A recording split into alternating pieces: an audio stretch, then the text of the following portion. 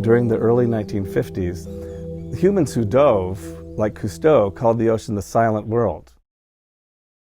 What it took was somebody who could really develop electronics to open our senses to the world of underwater sound.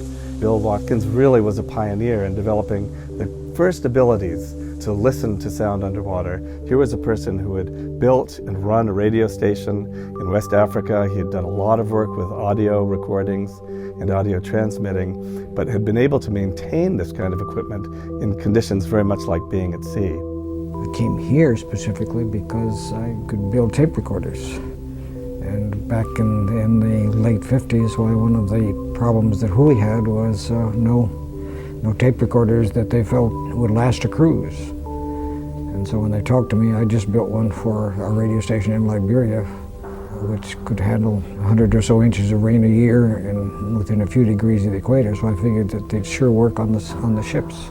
Watkins built one of the first portable tape recorders to be able to take to sea.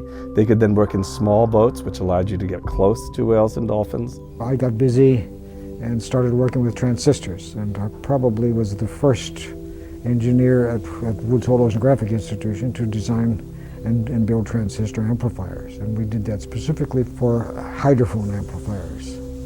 Ultimately, we were trying to find out something about the animals, how the animals use the sound, when they use the sound, where they might be.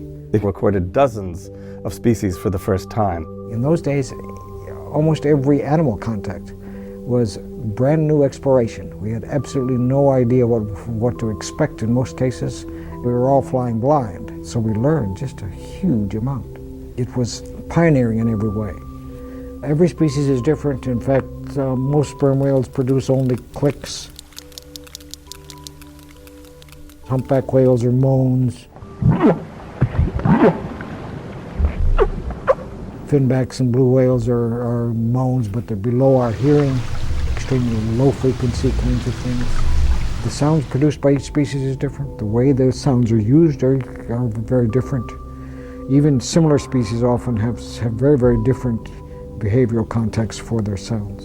Watkins was not only responsible for building the recorders, but he certainly recognized the value of these recordings, so he curated them extremely carefully. We're talking of thousands of hours of recordings over 4 to 5 decades. So he always had a vision of this being available to interested students, to scientists, to anybody interested in using it and appreciating the underwater world of sound.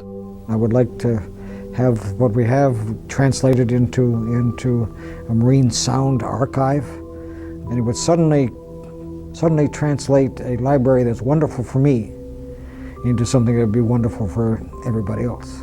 I think it's very exciting that the New Bedford Whaling Museum has taken on this archivist task of curating this kind of collection in perpetuity.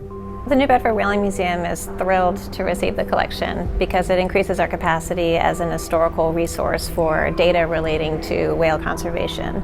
There are at least 2,000 reel-to-reel tapes, drawers and drawers of VHS tapes, so we'll be working with various other partners digitizing those before they completely degrade. We will also have material accessible in the museum as interactive audio components.